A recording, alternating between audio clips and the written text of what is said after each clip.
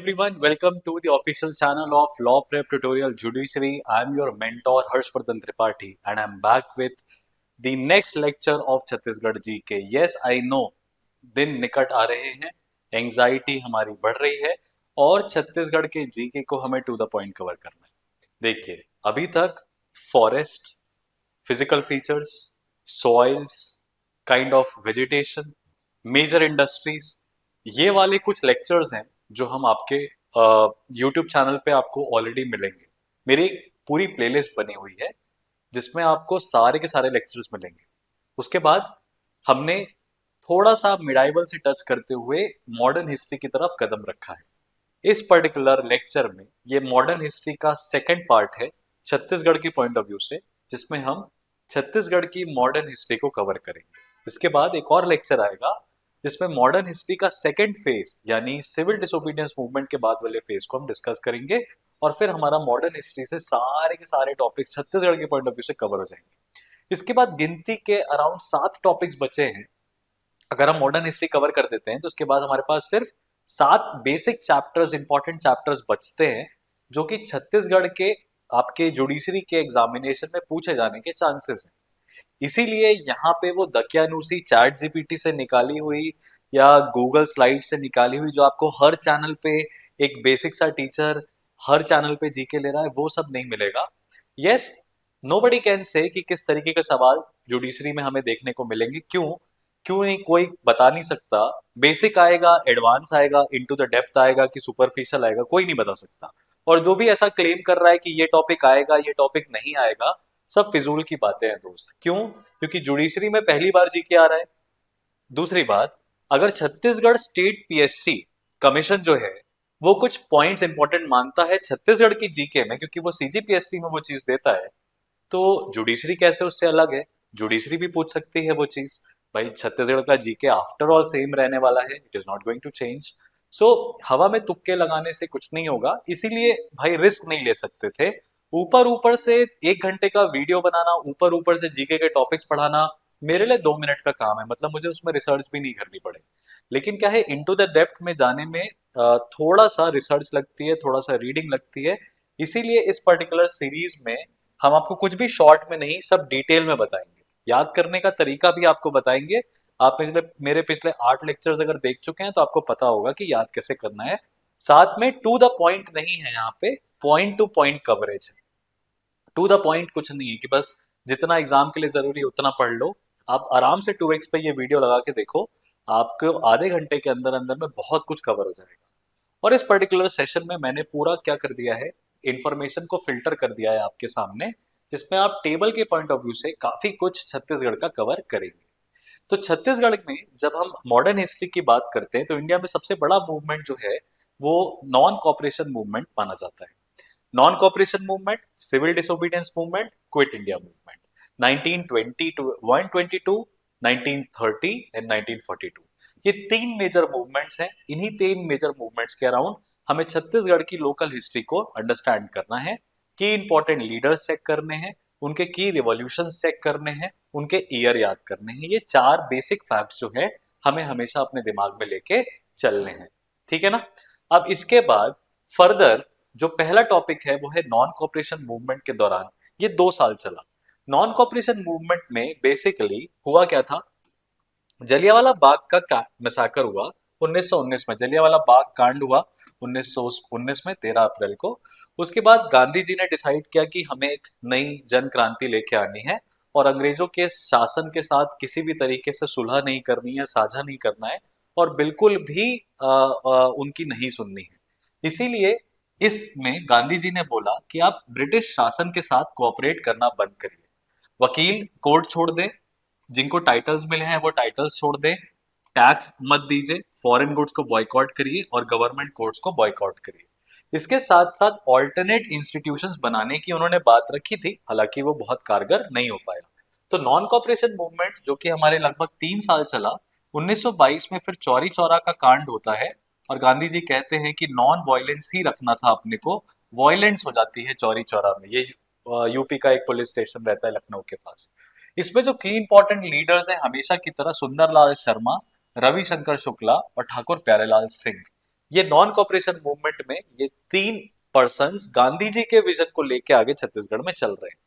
इसी non cooperation movement के दौरान छत्तीसगढ़ में अलग अलग जगहों पे और भी कई तरीके के मूवमेंट्स हुए हैं जिनको आपको दिमाग में लेके चलना है, जैसे कि सिहावा सिटी का मूवमेंट। सिहावा सिटी में राजेंद्र प्रसाद और महात्मा गांधी छत्तीसगढ़ आए थे। They went to Chhattisgarh. The movement was withdrawn after the Chauri Chaura incident. 1921 में Prabhulal and Ratnakar Jha had burned the foreign clothes. ये सिहावा सिटी का मूवमेंट था। सिहावा सिटी वो भी मूवमेंट एक है जहां पे पहली जंगल सत्याग्रह हुई, उसको हम बाद में आपको बताएंगे। लेकिन आपको दिखाई देगा कि भाई राजेंद्र प्रसाद और महात्मा गांधी छत्तीसगढ़ आए थे और प्रभुलाल और रत्नाकर झा ने फॉरेन क्लोथ बर्न किए थे सिहावा सिटी। फिर हुआ था खादी एग्जीबिशन। जैसा कि आपको पता है कि हमें फॉरेन गुड्स को, फॉरेन क्लोथ्स को जलाना था, तो खादी का एग्जीबिशन लगाया अंजुमन बेगम ने। किसने लगाया? अंजुमन बेगम ने 1921 में लगाया। फैब्रिक टू फ्रीडम की साइकिल थी as a symbol of national movement. Khadi exhibition Anjuman Begum. ठीक है। फिर लगी एक नेशनल पंचायत। इस नेशनल पंचायत में जो भी मामले कोर्ट तक जा रहे थे उसको कोर्ट में ना ले जाके ग्रामीण लेवल पे रिजॉल्व करेंगे। यानी पहली बार एक इंडिजिनस कोर्ट रूम सिस्टम, अपनी खुद की न्यायालय बनाने का एक असफल प्रयास था छत्तीसगढ़ में। राइट। खुद का जुडिशियल सिस्टम बनाना था जिसमें कोर्ट रूम्स को रिप्लेस करना था। तो ये जो नेशनल पंचायत हुई थी इसमें जसकरण दागा और बाजीराव कृदत्त ये शामिल थे, रायपुर और धमतारी। रायपुर में जसकरण दागा और बाजीराव कृदत्त, नेशनल पंचायत से रिलेटेड धमतारी। ठीक है। तो भाग भाग DK Bose, DK Bose, DK Bose सुना है आपने? तो धमतारी, धमतारी का डी और कृदत्त याद रखिएगा। तो ये आपको ऐसे याद रहेगा, डीके। ठीक है। तो डीके नेशनल पंचायत से रिलेटेड है और जसकरण रायपुर से रिलेटेड। ठीक है। जसकरण रायपुर से रिलेटेड। तो ये इवेंट्स आपको याद रखने हैं। तो सिहावा में प्रभुलाल रत्नाकर झा, खादी एग्जीबिशन में अंजुमन बेगम, जसकरण रायपुर, कृदत्त आपका, कृदत्त कहां से है आपको मैंने बताया, डी के, तो धमतारी। ऐसे आपको याद रखना है। ठीक है। सेकेंड पार्ट पे आते हैं। वही दौर चल रहा है, नॉन कॉपरेशन मूवमेंट का ही पार्ट चल रहा है। ये सारे मूवमेंट्स नॉन कॉपरेशन मूवमेंट का ही एक इंटीग्रेटेड पार्ट है। इसमें टाइटल्स रेनंशिएट किए। तो राजा साहेब का टाइटल किसको मिला था? वमन राव लाखे को। इन्होंने राजा साहेब का टाइटल छोड़ा और जनता इनको प्यार से अब लोकप्रिय वमन राव लाखे बुलाने लगी। ठीक है। रब राखे तो लोकप्रिय, तो वमन राव लाखे। राय बहादुर का टाइटल मिला था नागेंद्र नाथ डे को, इन्होंने भी छोड़ दिया। बहादुर, राय बहादुर का टाइटल था, इन्होंने ये टाइटल छोड़ दिया। खान साहेब का टाइटल मिला था काजी शेर खान को, इन्होंने भी खान साहेब का टाइटल जो है छोड़ दिया। ये they were followed in accordance with the non cooperation movement. उसके बाद बनाया एक सत्याग्रह आश्रम। सत्याग्रह आश्रम सुंदरलाल शर्मा जी ने, श्र ऐसे याद रखेंगे, सुंदरलाल शर्मा जी सत्याग्रह आश्रम रायपुर में बनाया गया 1921 में, पंडित सुंदरलाल शर्मा। फिर बनाया गया खादी आश्रम। खादी आश्रम को खादी एग्जीबिशन से कंफ्यूज मत करिएगा। खादी आश्रम ठाकुर प्यारेलाल सिंह और वमन राव लाखे ने बनाया। ये भी 1921 में रायपुर में बनाया गया। ऑब्वियसली इन दोनों का पर्पस सत्याग्रह आश्रम में सत्याग्रह की फीलिंग्स को प्रमोट करना था और इसमें इंडिजिनस क्लोथ को प्रमोट करना था, खुद के कपड़े। ठीक है ना। तो ये याद रखना है कि भाई पंडित सुंदरलाल शर्मा सत्याग्रह से रिलेटेड है, आश्रम सुंदरलाल शर्मा, और खादी से रिलेटेड है वमन राव लाखे, ठाकुर प्यारेलाल सिंह। वमन राव लाखे वही शख्सियत है जिनको लोकप्रिय के नाम से जाना जाता है और इन्होंने राजा साहेब का टाइटल जो है वो सरेंडर किया था। उसके बाद है खादी भंडार। अब खादी भंडार देवदातिन तिवारी, स्वदेशी गुड्स को बेचने के लिए आपको खादी भंडार आना पड़ेगा। तो खादी से रिलेटेड खादी आश्रम हो गया, खादी एग्जीबिशन हो गया, खादी भंडार हो गया, और ये तीनों के नाम ये तीन जो नाम है ये आप लिख सकते हैं। क्लियर है। अब बात करते हैं जंगल सत्याग्रह की। किसकी? जंगल सत्याग्रह की। जंगल सत्याग्रह, सबसे पहली जंगल सत्याग्रह धमतारी में जो अपने को देखने को मिलती है, ये first forest Satyagraha of Chhattisgarh है नॉन कॉपरेशन मूवमेंट के दौरान। इसमें श्यामलाल सून, नारायण राव मेघावाले, विशांबर पटेल और शोभरम साहू नाम के व्यक्ति इन्वॉल्व है। और ये जंगल सत्याग्रह 1922 में की जाती है। ये पहली फॉरेस्ट सत्याग्रह है छत्तीसगढ़ की, जंगल सत्याग्रह। इसमें ये जो नाम है ये अनयूजुअल से नेम है, जंगल सत्याग्रह अनयूजुअल से नेम है, तो ये आपको याद रखने में थोड़ी परेशानी हो सकती है। लेकिन आपको पता है सुंदरलाल शर्मा, ठाकुर प्यारेलाल सिंह और पंडित रविशंकर शुक्ला, ये तीन मेजर लीडर्स हैं। ये इसका पार्ट नहीं है, ध्यान से ये चीज आपको दिमाग में रखनी है। फिर बनती है रायपुर की पॉलिटिकल कॉन्फ्रेंस। रायपुर की पॉलिटिकल कॉन्फ्रेंस सिर्फ एक उद्देश्य से बनाई जाती है। किस उद्देश्य से बनाई जाती है? रायपुर की पॉलिटिकल कॉन्फ्रेंस आगे रायपुर यानी छत्तीसगढ़ का क्या पॉलिटिकल डिसीजन होगा after this non cooperation movement was withdrawn, तो क्या होगा उसके एवज में बनाई जाती है। उमाकांत बलवंत घाटे इसके संचालक है। एक तरीके से ये जो बैठकी लगी पॉलिटिकल कॉन्फ्रेंस की, इसमें घाटे जी इन्वॉल्व थे। पंडित रविशंकर शुक्ला जी को इसका प्रेसिडेंट चुना जाता है इस कॉन्फ्रेंस का, और फिर वो अरेस्ट कर लिए जाते हैं क्योंकि उन्होंने एक पुलिस इंस्पेक्टर को इस कॉन्फ्रेंस में आने से मना कर दिया था। तो अल्टीमेटली एंटी ब्रिटिश एक्टिविटी करते हुए इनको अरेस्ट कर लिया जाता है। फिर ये पार्टी बहुत इंपॉर्टेंट है, स्वराज पार्टी। अब स्वराज पार्टी पंडित रविशंकर शुक्ला जी ने बनाई और शिवदास दागा ने बनाई। राघवेंद्र राव, घनश्याम सिंह गुप्ता और ठाकुर प्यारेलाल सिंह, सारे प्रोमिनेंट लीडर्स आपको स्वराज पार्टी में दिखाई देंगे। राइट, 1923 में बनाई गई, यानी स्वराज पार्टी का जो वो एक तरीके से कॉन्स्टिट्यूशन हुआ, वो पोस्ट नॉन कॉपरेशन मूवमेंट अपने को देखने को मिलता है। नॉन कॉपरेशन मूवमेंट के बाद हुआ, जिसमें रायपुर, बिलासपुर, दुर्ग और राजनांदगांव जैसे प्लेसेस जो हैं वो इन्वॉल्व थे। तो राजनांदगांव से ठाकुर प्यारेलाल सिंह, दुर्ग से घनश्याम सिंह गुप्ता, बिलासपुर से राघवेंद्र राव और रायपुर से पंडित रविशंकर शुक्ला और शिवदास दागा, ये चार लोकेशंस और ये चार लोग स्वराज पार्टी से रिलेटेड। एक ही मुद्दा था, लेजिस्लेचर में एंटर करो, प्रोविंशियल इलेक्शंस में पार्टिसिपेट करो और ब्रिटिश लॉज जो है, जो गलत लॉज है उनके खिलाफ आंदोलन करो। ठीक है। फिर है flag satyagraha, very very important, very very important satyagraha, और वेरी इंपॉर्टेंट क्वेश्चन ऑल्सो। क्रांति कुमार भारती इसके लीडर हैं। क्रांति कुमार भारती बिलासपुर में इसके लीडर हैं। फिर धमतारी में सुंदरलाल शर्मा। 1923 नॉन कॉपरेशन के बाद ये पहली मेजर सत्याग्रह है, 13 अप्रैल 1923 में करी गई थी नागपुर से। कहा, किसके लीडरशिप के अंदर? जमुना लाल बजाज के अंदर। अब क्योंकि नागपुर से काफी सटा हुआ था राजनांदगांव और छत्तीसगढ़ का इलाका, तो यहाँ पे भी ये मॉडल कॉपी किया गया। बिलासपुर में क्रांति कुमार भट्ट भारती और Pandit Sundarlal Sharma Dhamtari. Right. All India Congress committee ने डिक्लेरेशन दिया था कि हम क्या करेंगे, फ्लैग सत्याग्रह निकालेंगे। यूनियन जैक फ्लैग की जगह पे ये वाला फ्लैग होस्ट किया गया था बिलासपुर में क्रांति कुमार भारती के द्वारा। तो इसीलिए फ्लैग सत्याग्रह, क्रांति कुमार भारती, ये इंपॉर्टेंट नाम आपको याद रखना है। शहर है Bilaspur. Kranti Kumar Bharati, ordinary faces, unordinary events and unordinary episodes, ये जमनालाल बजाज का जो फ्लैग सत्याग्रह निकला है उसका है। जमनालाल बजाज जी के ऊपर एक स्टैम्प भी इशू किया है भारत सरकार ने, ये आप देख सकते हैं। और क्रांति कुमार भारती जी की एक अमूमन कितनी नॉर्मल फोटोग्राफ है, कितने नॉर्मल दिखने वाले इंसान थे, लेकिन कितने ज्यादा जिगर वाले थे ये आप चेक कर सकते हैं यहाँ पे। Followed by this Indian national Congress का काकीनाडा का सेशन हुआ, ये आंध्र प्रदेश में हुआ।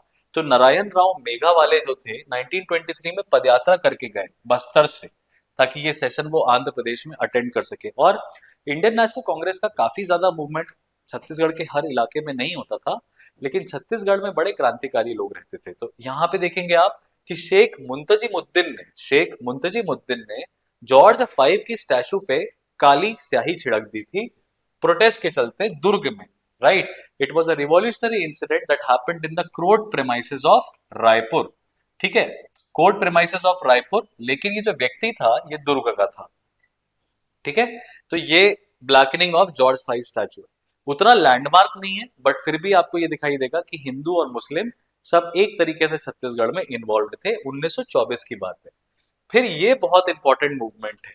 ठीक है, कोई पूछेगा कि भाई गांधी जी का रोल जो गुजरात में था, तो छत्तीसगढ़ में वो रोल कौन अदा कर रहा था? Pandit Sundarlal Sharma. Untouchable uplift movement, untouchable uplift movement Rajiv Lochan नाम का मंदिर एक है और इसमें अनटचेबल्स को, हरिजन को, दलितों को घुसने नहीं दिया जाता है। तो पंडित सुंदरलाल शर्मा जी ने Harijan entry movement, temple entry movement या अनटचेबिलिटी के अगेंस्ट वाला मूवमेंट स्टार्ट किया राजिम नाम के इलाके में 1925 में। ठीक है, सुंदरलाल, आपको नाम याद रखना है, सुंदरलाल शर्मा।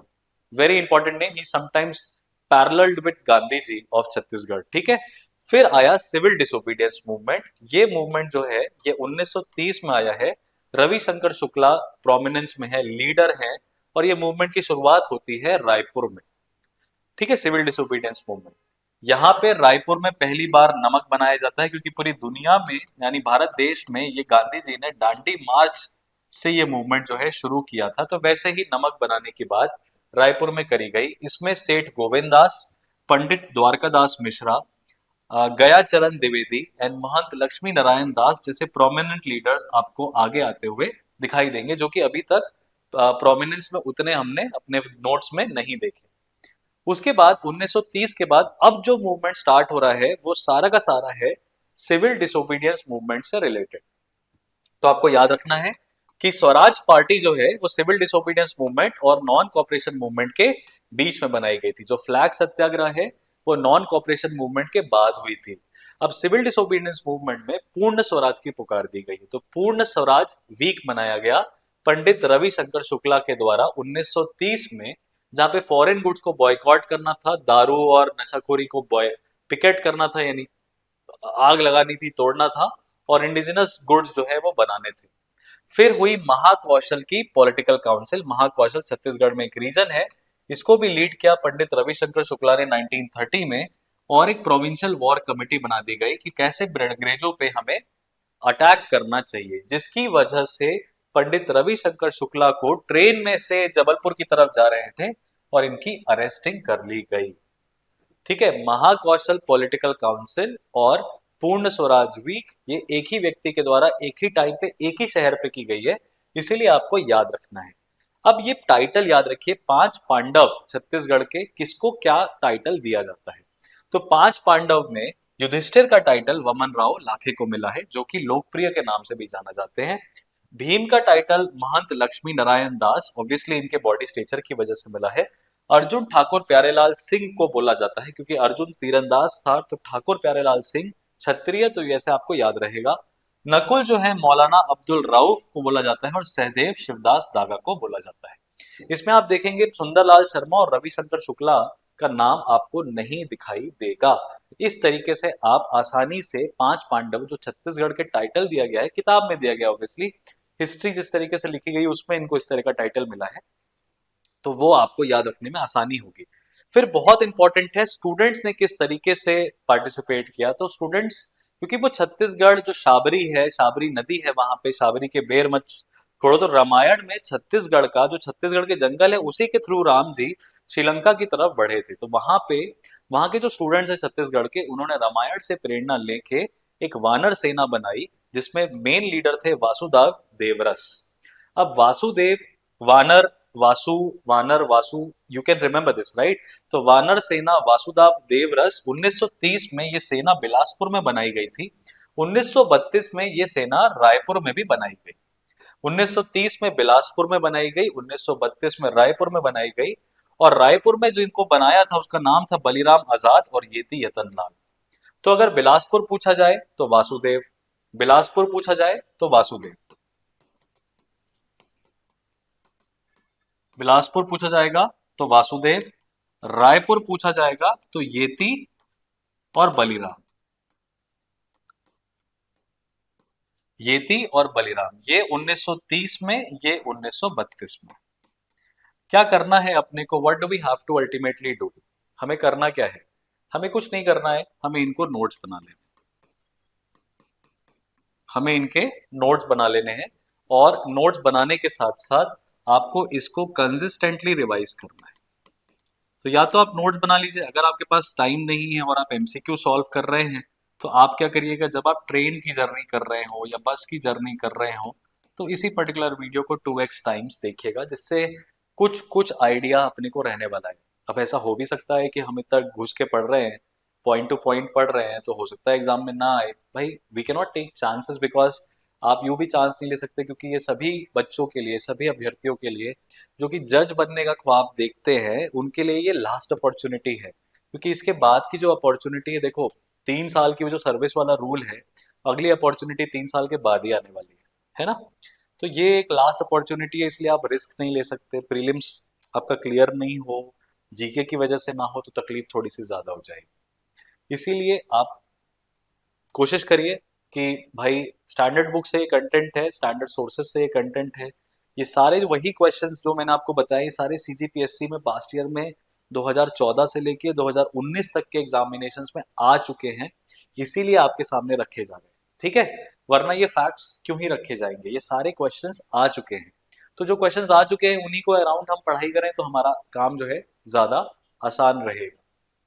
उसके बाद 1930 में किसान सभा बनी और स्टूडेंट कांग्रेस बनी।